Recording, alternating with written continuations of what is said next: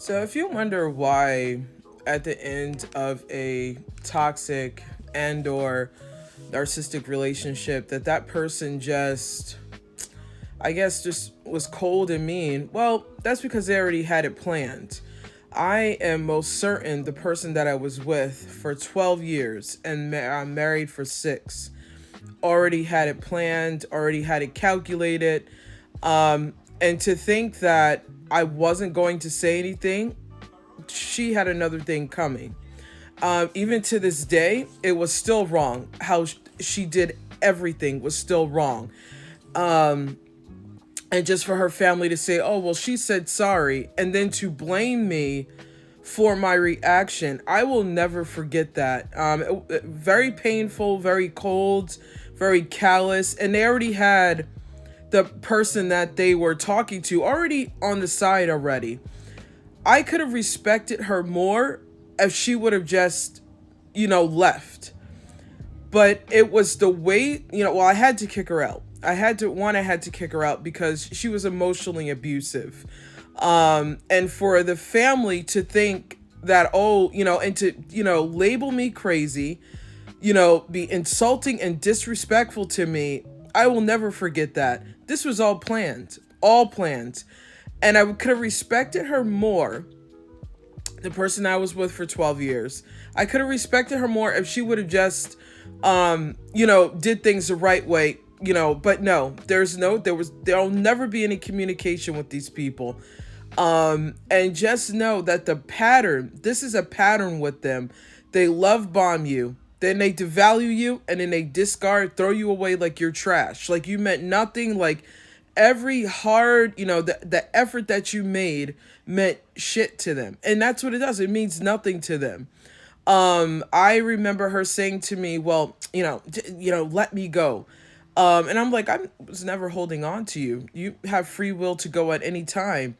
But it was almost like disgust because I was, crying. I was so hurt and upset how I was being treated. And this is why I speak out. I know that I reacted and you'll feel bad at first, but now I don't feel bad because this was planned. Not only was it planned, it was calculated. And then for the family to say the most disgusting things about me, not even reach out, not even nothing, it's wrong and it will always be wrong. And then this person not only is a coward, but they're just like, they feel entitled to, to think that they could treat me any old way, say what they want to say. And then, the thing I see now is, they had said to me, oh, well, I knew that this was going to be hard. Yeah.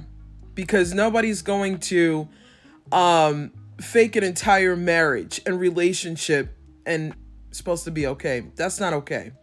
It absolutely is not okay. And it was intended to hurt and harm me. And then, the family, oh, you're being childish or you're being this way and that way. I don't have to, listen, to these people. And apparently they thought I should. And if I didn't, that was being childish. And it's like, no, you don't understand what went on behind closed doors here. I was quiet about it for a very long time, how lazy this person was, insulting, disrespectful, intentionally. There was a lack of intimacy and affection intentionally. So you are going to feel lonely. I felt very lonely the whole 12 years. And I even had expressed this in the end to a former friend. And for that former friend to stab me in the back in the way that they did, some of these things, like, you just can't unsee it. But when you call crazy and you're told that you're wrong for your reaction and you need to be a better person, no. These people did not live behind closed doors with all that I had to go through. It was very hard for me, very hard. And then, I had said to this person, hey, didn't it even matter that, the person I was with for 12 years, didn't it matter how much I had to endure with you? And they said, well, now you don't have to endure it anymore. As if I, the whole 12 years, did something wrong to them. And I know, in all truth and transparency, every birthday that came around, that woman had whatever things that she had hinted that she wanted, or to go somewhere. Freaking Mets baseball games. Those aren't cheap tickets. Van Gogh, there was a Van Gogh art exhibit that came up here. Not a cheap exhibit. Other things that she expressed that she had wanted, I would go and get them. Now, when my birthday came around, I was always shortchanged.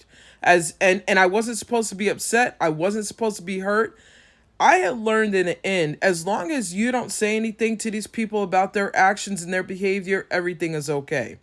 It's not. It is not. It affects you mentally. And then mental, when it messes you up mentally, of course it's going to trickle down to physically now. So I will not forget what has happened to me. And I don't think anybody would, when somebody treats them as if they're shit and then keeps it moving, So, the insensitivity in the end, oh, get over it. And you'll hear and see a lot of things, like how mean and disgusting and cold they are, because they never felt anything for you in the first place. You can't tell me that I wasn't used.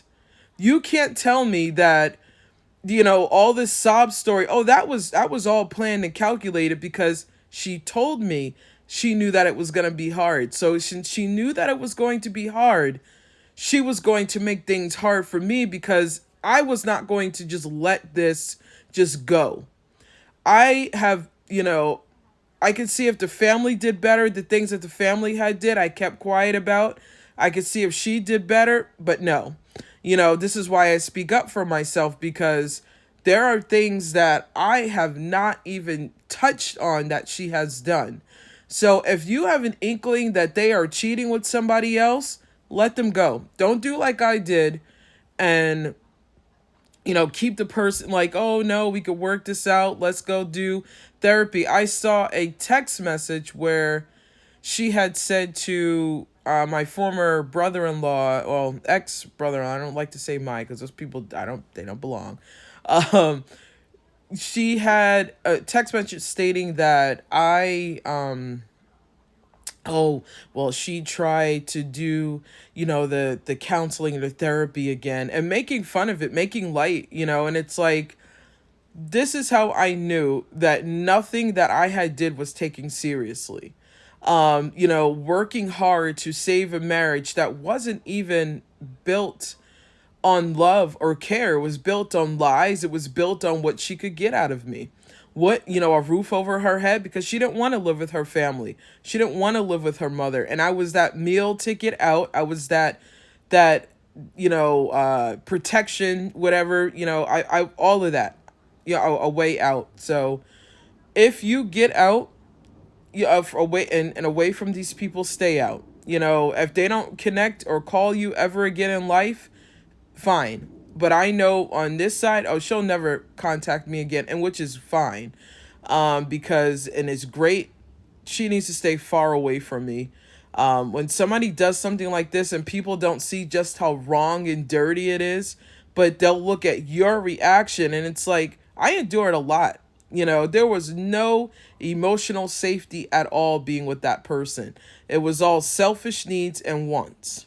And you will find that these people don't want the best for us. And even one of my close friends said to me, she doesn't want the best for you. She never want, and I realized that in the end. So for this family to think that I was going to be quiet, they had another thing coming, even taking me to court for all of those months. Even that was wrong, because what happened to, fairness? And you will realize with the narcissist or toxic person, there is no fairness. Even with their family knowing she spit in my face. Even with that family knowing that she was putting my health in danger by sleeping around with a lot of people. It was wrong. And you'll figure that out in the end. There is no fairness dealing with a toxic and or narcissistic person.